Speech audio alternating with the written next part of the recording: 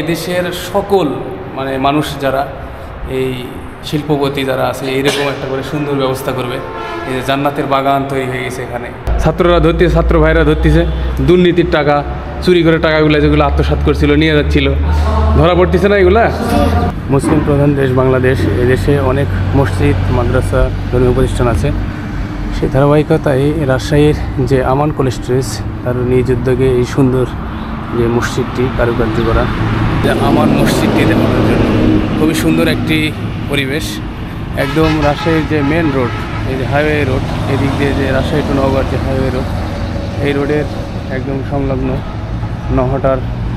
নওহাটা থেকে প্রায় মানে রাজশাহী থেকে যে নওহাটা থেকে হাফ কিলোমিটারের মতন জায়গাটা, এখানেই হচ্ছে সেই আমান কোল্ড স্টোরেজের এই মসজিদটি অবস্থিত। খুবই সুন্দর একটি জায়গা, খুব সুন্দর কারুকার্য এবং খুব সুন্দর মনোমুগ্ধকর একদম পরিবেশ। এখানে যে পার্কিংয়ের জন্য গাড়ি পার্কিংয়ের খুব ব্যবস্থা আছে, প্রতিনিয়ত সবসময়ই যাচ্ছে মেন রোড দিয়ে গাড়ি। আর এই হচ্ছে মসজিদ, এই হচ্ছে মূল মসজিদটি। মসজিদের ভিতরে এখন প্রবেশ করবো আমরা।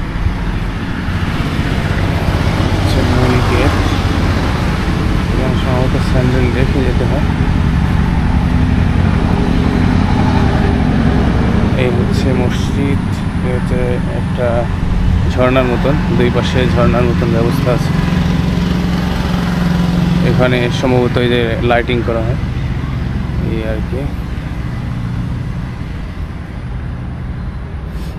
উপরে নামাজের জায়গা।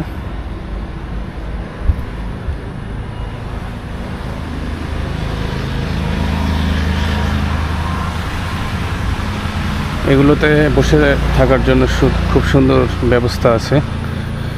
আর এই তো পুরো মসজিদটা, এই পাশে যে মিনার, এখানে মাইক অবস্থিত, যে বসে থাকার জায়গা। পুরোটাই হচ্ছে কাচের, খুবই সুন্দর কারুকার্য।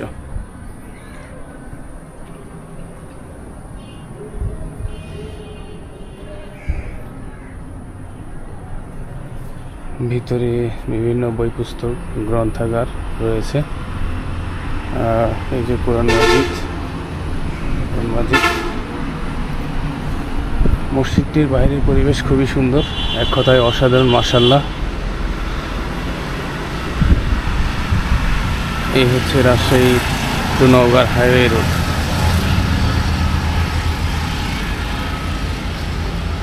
চলার পথে দর্শনার্থী থেকে শুরু করে সবাই এখানে সালাত আদায় করে। ওই পাশটা হচ্ছে উত্তর পাশ আর এইটা হচ্ছে দক্ষিণ পাশ। চারপাশে এরকম বসে থাকার সুন্দর সুব্যবস্থা আছে। মসজিদটি শীতাতপ নিয়ন্ত্রিত।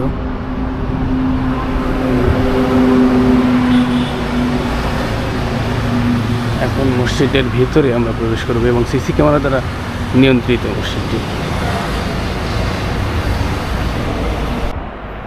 এই হচ্ছে ভিতরের ডিজাইন। এইগুলাতে হচ্ছে পড়ার জন্য কোরআন মাজিদ আছে, এই পাশগুলাতে কোরআন মাজিদ। আর এই হচ্ছে লাইব্রেরির সেকশন, এখানে একটা এসি, এই যে ফ্যান। আর এখানে ইমাম সাহেবের যে খুতবার যে জায়গাটা, মেম্বার, সেই হচ্ছে এই হচ্ছে মেম্বার। আমাদের সময়সূচির জন্য একটা দেয়ালে ঘড়ি আছে। এই হচ্ছে এসি। এই হচ্ছে লাইব্রেরি যে র্যাক, এখানে কিছু বই আছে, ইসলামিক বইগুলো। এই এক কথায় অসাধারণ, খুবই সুন্দর একটি জায়গা। যে মসজিদটির মধ্যে ঢুকলেই, আল্লাহর ঘর, এখানে ঢুকলেই যে শান্তি পাওয়া যায়, সেই শান্তি এখানে ফিল করছে এখন। খুবই মজা লাগছে, খুবই সুন্দর, আলহামদুলিল্লাহ। আর ভিতরের ডিজাইনটা খুব অসাধারণ, খুব ঠান্ডা, খুব সুন্দর একটা জায়গা। এই হচ্ছে সুন্দর একটা আলোকসজ্জার বাতি, রাতে সম্ভবত এগুলো জ্বলে ওঠে। এখানে এনারা মুসল্লি সালাত আদায় করে এখানে বসে আছেন। আপনাদের বাসা কোথায়? ও আচ্ছা, এই মানে না সালাত আদায় করে এখানে রেস্ট নিচ্ছেন একটু। সবাই এখানে তো সালাত আদায় করতে পারে না, নামাজ পড়তে হয়, আর জুমার নামাজ তো হয় শুক্রবারে। ঠিক আছে বাবজান, আসসালামু আলাইকুম। তো এই হচ্ছে মসজিদের ভিতরে খুব সুন্দর জায়গাগুলো, আর এই পাশ দিয়েই হচ্ছে উপরে ওঠার ব্যবস্থা আছে। এই দিক দিয়ে উপরে উঠে যাওয়া যায়, এই দিক দিয়ে। এই তো সিঁড়ি উপরে যাওয়ার, যেহেতু কর্তৃপক্ষ কেউ নাই, কাউকে দেখতে পাচ্ছি না, এই কারণে আমরা গেলাম না। আর এই পাশে হচ্ছে নিচে যাওয়ার যে সিঁড়িটা, সেইটা নিচে হচ্ছে ইমাম সাহেবের সমস্ত রুম আছে, ইমাম মুয়াজ্জিমের এগুলো রুম টুম আছে। ঠিক আছে,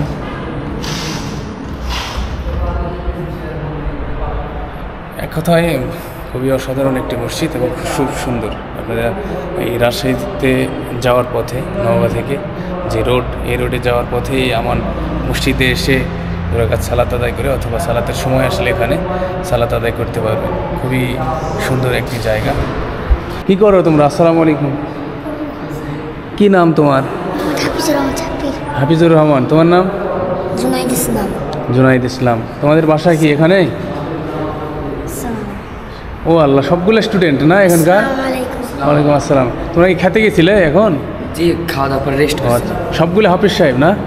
জি মাশাআল্লাহ। এই যে আল্লাহর মনোনীত বান্দা, এগুলো সব হাফিজ সাহেব। হাফিজের মর্যাদা কিন্তু অনেক বেশি, জানো তো না?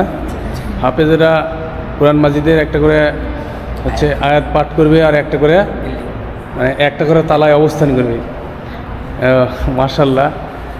যেসব পিতামাতা তাদের সন্তানকে এখানে দিয়েছে তাদের জন্য দোয়া, এবং এই সব বাচ্চাদের জন্য দোয়া। তোমাদের কেমন লাগতেছে ভাই? ভালো লাগে না? এখানে কোনো সমস্যা হয়? পড়াশোনা খুব ভালো না? সবাই কি এখানে আবাসিকভাবে থাকারও ব্যবস্থা আছে? আচ্ছা, তোমাদের কর্তৃপক্ষের নাম কি, মানে পরিচালনা করে কি এই মাদ্রাসাটা? গুলান কিবরিয়া। উনি কি আমান গ্রুপের, মানে আমানের প্রতিষ্ঠাতা? এখানকার প্রিন্সিপাল। আর এই প্রতিষ্ঠানের মালিক কি?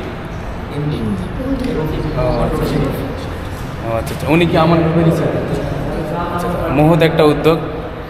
আমি আশা করব এদেশের সকল মানে মানুষ যারা এই শিল্পপতি যারা আছে, এইরকম একটা করে সুন্দর ব্যবস্থা করবে। এই যে জান্নাতের বাগান তৈরি হয়ে গেছে এখানে, কত হাফেজ। আমার খুব ভালো লাগতেছে তোমাদের সাথে দেখা করে, অনেক ভালো লাগতেছে।